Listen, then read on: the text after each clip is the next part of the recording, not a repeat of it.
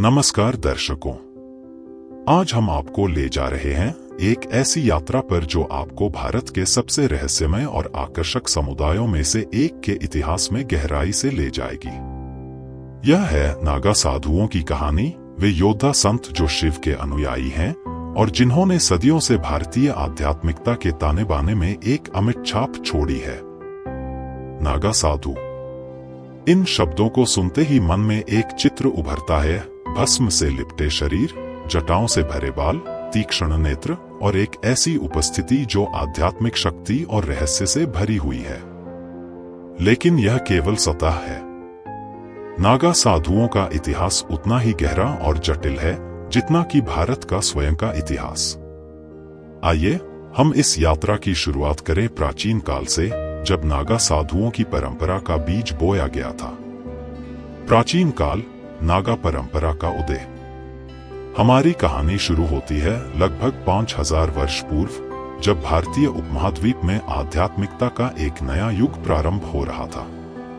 वैदिक काल के अंतिम चरण में कुछ ऋषियों और मुनियों ने एक नए मार्ग की खोज शुरू की, एक ऐसा मार्ग जो सांसारिक बंधनों से मुक्ति दिलाता और आत्मज्ञान की ओर ले जाता।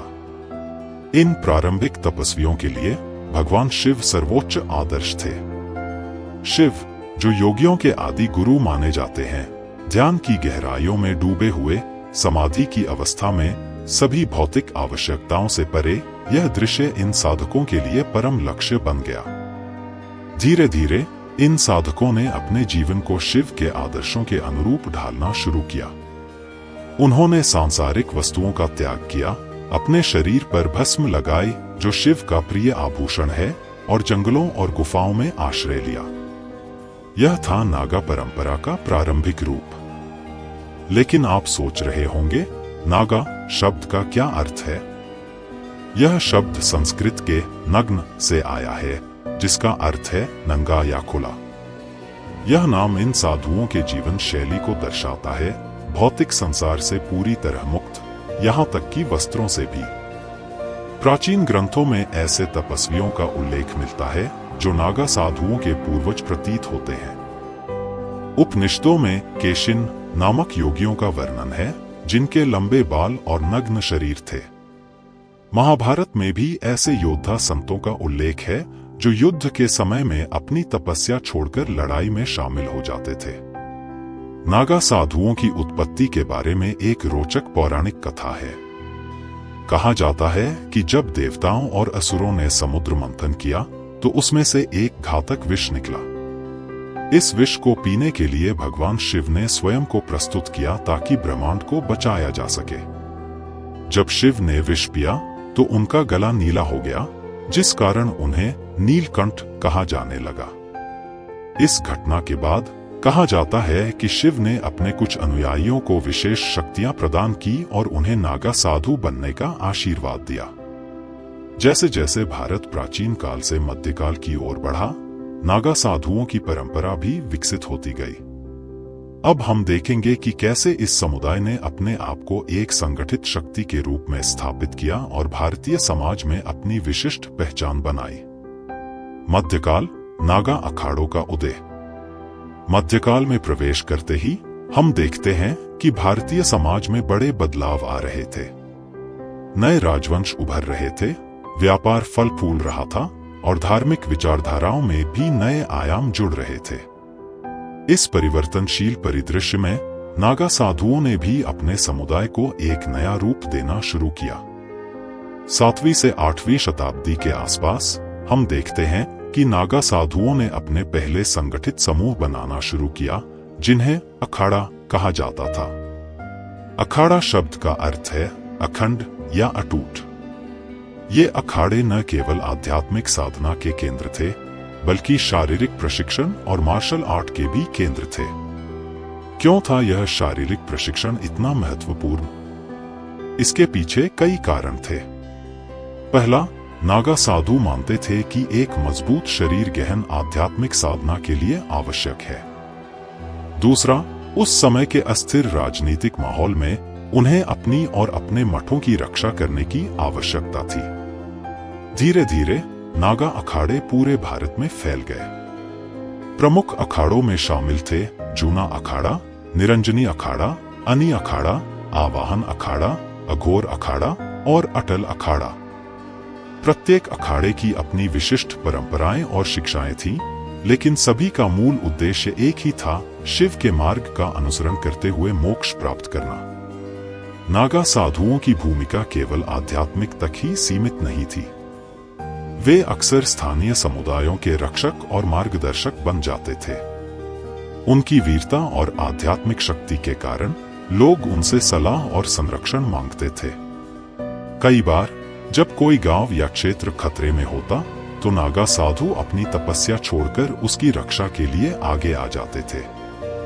मध्यकाल में जब भारत में इस्लामिक शासकों का प्रभुत्व बढ़ रहा था, नागा साधुओं ने हिंदू धर्म और संस्कृति के संरक्षक के रूप में एक महत्वपूर्ण भूमिका निभाई। वे न केवल अपने मठों और मंदिरों की रक्षा करते थे, बल्कि हिंदू तीर्थयात्रियों की सुरक्षा भी सुनिश्चित करते थे। लेकिन यह सोचना गलत होगा कि नागा साधु केवल योद्धा थे। वे गहन दार्शनिक और आध्यात्मिक ज्ञान के धारक भी थे। अखाड़ों में शास्त्रार्थ और दार्शनिक चर्चाएं नियमित रूप से होती थी। नागा साधु वेदांत, योग, तंत्र और अन्य दार्शनिक परंपराओं में पारंगत होते थे। योग और ध्यान नागा साधुओं के जीवन का अभिन्न अंग थे। वे जटिल योग आसनों और ध्यान तकनीकों का अभ्यास करते थे, जिनमें से कुछ इतनी कठिन थी कि साधारण लोगों के लिए उन्हें समझना भी मुश्किल था। उनका मानना था कि इन प्रथाओं के माध्यम से वे न केवल अपने शरीर पर नियंत्रण प्राप्त कर सकते हैं, बल्कि उच्च चेतना की अवस्था तक भी पहुंच सकते हैं। नागा साधुओं का जीवन अत्यंत कठोर था। वे सभी मौसमों में खुले में रहते थे, चाहे वह गर्मी हो या सर्दी। उनका आहार बहुत सादा होता था, अक्सर केवल भिक्षा में मिले भोजन पर निर्भर। लेकिन इस कठोर जीवन शैली के पीछे एक गहरा दर्शन था, भौतिक संसार से मुक्ति और आत्मज्ञान की प्राप्ति। जैसे जैसे हम आधुनिक काल की ओर बढ़ते हैं, नागा साधुओं की भूमिका और महत्व में भी परिवर्तन आता है। आइए देखें कि कैसे यह प्राचीन परंपरा आधुनिक भारत में अपना स्थान बनाती है। आधुनिक काल, चुनौतियां और अनुकूलन। 18वीं और 19वीं शताब्दी में जब भारत ब्रिटिश शासन के अधीन था, नागा साधुओं के लिए नई चुनौतियां सामने आईं। ब्रिटिश शासकों ने उन्हें अक्सर संदेह की दृष्टि से देखा, उनकी जीवन शैली और प्रथाओं को बर्बर और अंधविश्वासी करार दिया। इसी समय भारतीय समाज में भी सुधार की लहर चल रही थी। कई समाज सुधारकों ने पारंपरिक धार्मिक प्रथाओं पर सवाल उठाए, जिसमें नागा साधुओं की कुछ प्रथाएं भी शामिल थी। यह नागा समुदाय के लिए एक बड़ी चुनौती थी, अपनी परंपराओं को बनाए रखना और साथ ही बदलते समय के साथ तालमेल बिठाना। लेकिन इन चुनौतियों के बावजूद नागा साधुओं ने अपनी प्रासंगिकता बनाए रखी। वास्तव में कई नागा साधुओं ने भारत के स्वतंत्रता संग्राम में सक्रिय भूमिका निभाई। उनका मानना था कि स्वतंत्रता संग्राम केवल राजनीतिक नहीं, बल्कि आध्यात्मिक भी था, भारत की आत्मा को फिर से जागृत करने का एक प्रयास। स्वतंत्र भारत में नागा साधुओं ने अपनी परंपराओं को नए संदर्भ में पुनर्परिभाषित किया। कुंभ मेला, जो पहले से ही एक महत्वपूर्ण धार्मिक उत्सव था, अब राष्ट्रीय और अंतर्राष्ट्रीय महत्व का एक आयोजन बन गया। नागा साधुओं के शाही स्नान ने दुनिया भर के मीडिया का ध्यान आकर्षित किया। आधुनिक समय में नागा साधुओं ने आश्चर्यजनक रूप से तकनीक और आधुनिकता के साथ तालमेल बिठाया है। आज यह असामान्य नहीं है कि एक नागा साधु को मोबाइल फोन का उपयोग करते या टेलीविजन पर साक्षात्कार देते देखा जाए। यह उनकी अनुकूलन क्षमता का प्रमाण है, प्राचीन परंपराओं को बनाए रखते हुए आधुनिक दुनिया में प्रासंगिक रहना। हालांकि यह सोचना गलत होगा कि आधुनिकता के इस युग में नागा परंपरा का महत्व कम हो गया है। आज भी हर साल सैकड़ों युवा नागा अखाड़ों में शामिल होते हैं, कठोर दीक्षा प्रक्रिया से गुजरते हैं और इस प्राचीन परंपरा को आगे बढ़ाते हैं। अब जब हमने नागा साधुओं के इतिहास पर एक नजर डाल ली है, आइए उनकी जीवन शैली और प्रथाओं को गहराई से समझें। नागा साधु बनने की प्रक्रिया अत्यंत कठोर है। इसे दीक्षा कहा जाता है। इस प्रक्रिया में एक साधक अपने पूर्व जीवन से पूरी तरह से संन्यास लेता है। वह अपने सिर के बाल मुंडवाता है, सिवाय एक चोटी के जो बाद में जटाओं में विकसित होगी। वह अपने पुराने कपड़े त्याग देता है और अपने शरीर पर भस्म लगाता है। नागा साधुओं की पहचान उनके माथे पर त्रिपुंड से होती है, भस्म से बनी 3 क्षैतिज रेखाएं। ये रेखाएं शिव के तीसरे नेत्र का प्रतीक हैं, जो ज्ञान और अंतर्दृष्टि का प्रतीक है। नागा साधुओं का दैनिक जीवन कठोर अनुशासन से भरा होता है। वे प्रतिदिन कई घंटे योग और ध्यान का अभ्यास करते हैं। उनका मानना है कि शरीर पर नियंत्रण पाना आत्मा पर नियंत्रण पाने का पहला कदम है। इसलिए वे अक्सर अत्यंत कठिन परिस्थितियों में अपना अभ्यास करते हैं, चाहे वह गर्मी की तपती धूप हो या सर्दी की कड़ाके की ठंड। एक प्रथा जो नागा साधुओं से जुड़ी हुई है वह है चिलम का सेवन। चिलम एक प्रकार की पाइप है जिसमें तंबाकू और कभी कभी भांग भरी जाती है।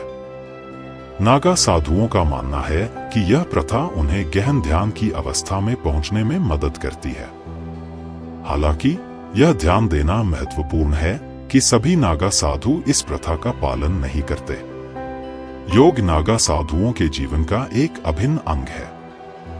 वे न केवल शारीरिक आसनों का अभ्यास करते हैं, बल्कि प्राणायाम, श्वास नियंत्रण और ध्यान तकनीकों का भी अभ्यास करते हैं। उनका मानना है कि योग के माध्यम से वे अपने शरीर और मन पर पूर्ण नियंत्रण प्राप्त कर सकते हैं। नागा साधुओं की छवि अक्सर उनके बाहरी रूप, भस्मलिप्त शरीर, जटाएं, त्रिशूल से प्रभावित होती है। लेकिन यह याद रखना महत्वपूर्ण है कि वे गहन दार्शनिक और आध्यात्मिक ज्ञान के धारक भी हैं। वे वेदों, उपनिषदों, पुराणों और अन्य प्राचीन ग्रंथों का अध्ययन करते हैं। उनके बीच दार्शनिक विचार विमर्श और शास्त्रार्थ आम बात है। कुंभ मेला नागा साधुओं के जीवन में एक महत्वपूर्ण घटना है। यह हिंदू धर्म का सबसे बड़ा धार्मिक उत्सव है, जो हर 12 वर्षों में 4 स्थानों प्रयागराज, हरिद्वार, उज्जैन और नासिक में आयोजित होता है। कुंभ में नागा साधु पवित्र नदियों में स्नान करते हैं, जिसे वे पापों से मुक्ति और मोक्ष प्राप्ति का साधन मानते हैं। नागा साधुओं का भारतीय समाज पर गहरा प्रभाव रहा है। उनकी त्याग और तपस्या की भावना ने उन्हें समाज में एक विशिष्ट स्थान दिया है। कई लोग उनके आशीर्वाद के लिए उनके पास आते हैं, उनकी सलाह मांगते हैं और उनकी आध्यात्मिक शक्ति में विश्वास करते हैं। आधुनिक समय में कई नागा साधुओं ने पर्यावरण संरक्षण के क्षेत्र में महत्वपूर्ण भूमिका निभाई है। उनका मानना है कि प्रकृति की रक्षा करना एक आध्यात्मिक कर्तव्य है। वे गंगा नदी के संरक्षण जैसे अभियानों में सक्रिय रूप से भाग लेते हैं। नागा साधुओं ने भारतीय आध्यात्मिकता को वैश्विक मंच पर भी प्रस्तुत किया है।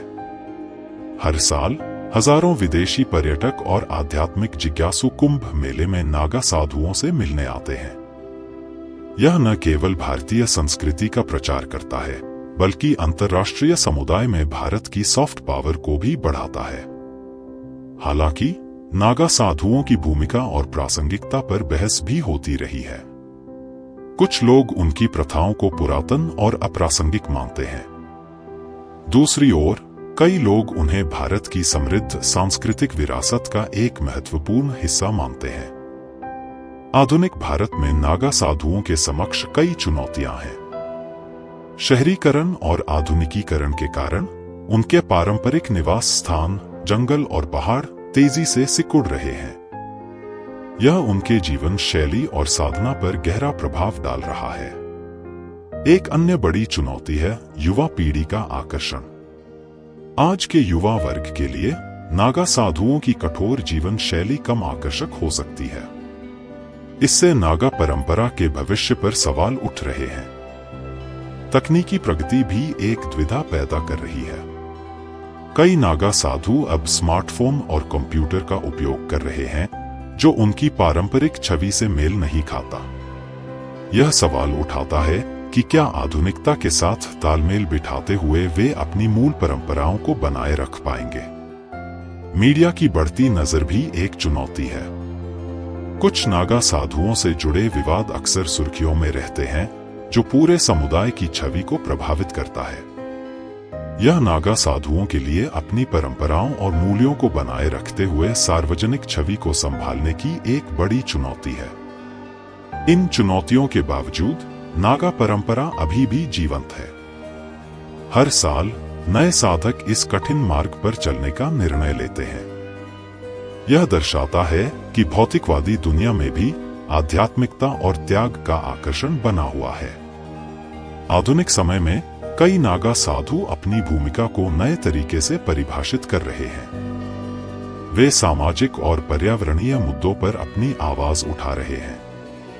उनका मानना है कि आध्यात्मिकता केवल व्यक्तिगत मोक्ष तक सीमित नहीं है, बल्कि समाज और प्रकृति की सेवा भी इसका एक महत्वपूर्ण हिस्सा है।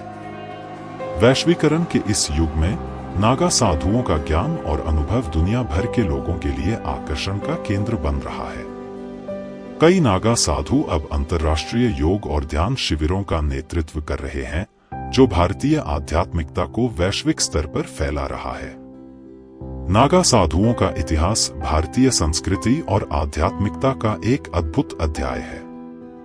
यह एक ऐसी परंपरा है जो हजारों वर्षों से चली आ रही है, जो अपने मूल सिद्धांतों को बनाए रखते हुए समय के साथ विकसित हुई है।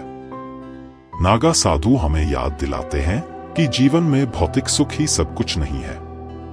उनका जीवन हमें दिखाता है कि त्याग और आत्मानुशासन के माध्यम से एक गहरा आंतरिक संतोष और शांति प्राप्त की जा सकती है। जैसे जैसे दुनिया आगे बढ़ती है, नागा साधुओं की परंपरा भी अपना रास्ता खोजती रहेगी। यह परंपरा हमें याद दिलाती है कि हमारी जड़ें कहाँ हैं, और साथ ही यह भी दिखाती है कि कैसे प्राचीन ज्ञान आधुनिक समय में भी प्रासंगिक हो सकता है। नागा साधुओं की कहानी हमें सिखाती है कि परिवर्तन के बीच भी कुछ मूल्य शाश्वत रहते हैं। त्याग का महत्व, प्रकृति के साथ सामंजस्य और आत्मज्ञान की खोज। ये मूल्य न केवल नागा साधुओं के लिए, बल्कि हम सभी के लिए प्रेरणा का स्रोत हो सकते हैं। जैसा कि हमने इस यात्रा में देखा, नागा साधुओं का इतिहास केवल एक धार्मिक समुदाय का इतिहास नहीं है। यह भारतीय संस्कृति, दर्शन और आध्यात्मिकता का एक जीवंत प्रतीक है। यह हमें याद दिलाता है कि हमारी विरासत कितनी समृद्ध और विविध है, और यह कि इस विरासत को संरक्षित करना और आगे बढ़ाना हमारा कर्तव्य है। अंत में नागा साधुओं की कहानी हमें एक महत्वपूर्ण सबक देती है, जीवन में संतुलन का महत्व। भले ही हम सभी नागा साधु बनने की इच्छा न रखें, लेकिन हम उनके जीवन से प्रेरणा ले सकते हैं। सादगी का महत्व, प्रकृति के प्रति सम्मान और आंतरिक शांति की खोज। आशा है कि यह दस्तावेजी फिल्म आपको नागा साधुओं के बारे में नया दृष्टिकोण देने में सफल रही होगी। याद रखें, हमारी संस्कृति की समझ जितनी गहरी होगी, उतना ही समृद्ध होगा हमारा वर्तमान और भविष्य। अगर आपको यह दस्तावेजी फिल्म पसंद आई, तो कृपया इसे लाइक करें, अपने दोस्तों के साथ शेयर करें और अपने विचार कमेंट सेक्शन में साझा करें।